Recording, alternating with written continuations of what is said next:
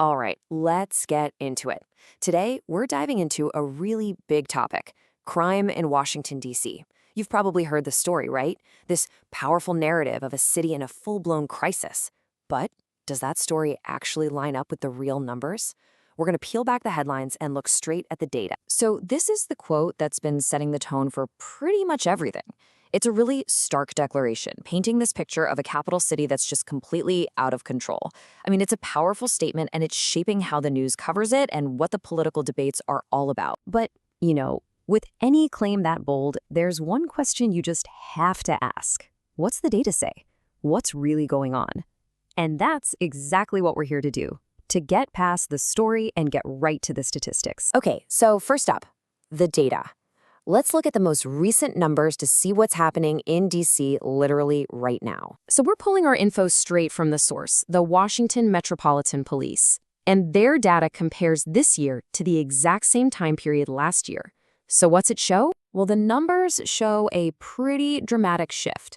First off, overall violent crime, it is down a staggering 26%. And that's not all.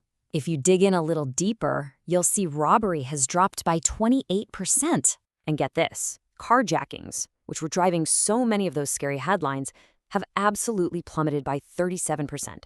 This isn't just some minor dip, you guys. This is a really significant citywide decline in crime. So, if crime is falling this sharply right now, where in the world did this whole dangerous city story come from? Well, for that, we need to hit rewind and go back to 2023. DC's mayor, Muriel Bowser, she addresses it head on. She says, look, it's true. 2023 saw a terrible spike in crime. Nobody's disputing that. But here's the key. That was then. Using numbers from 2023 to talk about what's happening in 2025 isn't just out of date, it's completely misleading. This chart really puts it into perspective. Just look at the peak homicide rate back in August of 2023. Now, look at where we are today. The drop isn't just noticeable, it's massive. Let's just put a number on that chart because it's pretty incredible. From that peak in 2023 to right now, the homicide rate has been cut by 65%. That is not a fluctuation. That is a fundamental shift. And this gets right to the heart of the issue. When a narrative is built by only looking at the worst-case data from the past, it's not just being selective. It's actively hiding the incredible progress that's being made right now. It's telling an old story like it's fresh new, which makes you ask a really critical question, right? Why would anyone focus on a past peak instead of the current trend? I mean, if your goal is to be accurate, you'd use the newest data. If your goal is something else, well, then you might pick the numbers that tell a much scarier story. All right, next section, let's do some fact-checking.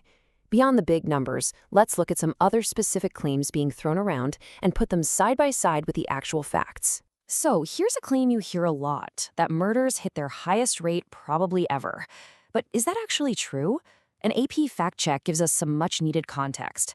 Yeah, 2023 was a 20-year high, but the city's own data shows that back in the early 90s, the homicide numbers were nearly double the 2023 peak. That historical context completely changes the picture, doesn't it? What about this idea that no cash bail is some new disastrous policy? Well, the facts tell a totally different story. First, studies find no clear link between bail reform and crime rates. But even more importantly, DC's bail reform isn't new at all. It happened way back in the 1990s.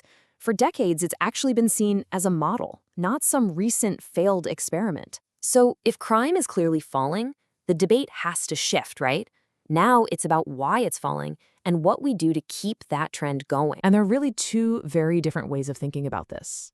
On one side, you've got proposals for a much stronger federal response, things like federalizing the police force and focusing hard on youth accountability. Then, on the other side, local leaders are crediting the current success to a team effort, collaboration between the community, the local police, and prosecutors.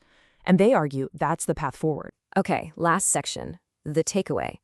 After looking at all this, the claims, the context, the data, what's the real bottom line? It kind of all boils down to one simple idea: trust the trend. This slide just lays out the core conflict perfectly. You have the narrative, a story that's built by cherry-picking specific data, like that crime spike in 2023. And then you have the reality, the full picture you only get when you look at the most current data and the direction things are actually heading. And that leaves us with one last, really essential question that goes way beyond just DC.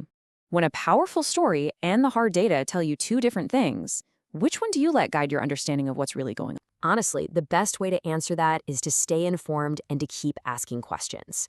Thanks for tuning into this explainer. If you appreciate fact-based breakdowns like this one, make sure you like and subscribe for more from Minding Appalachia.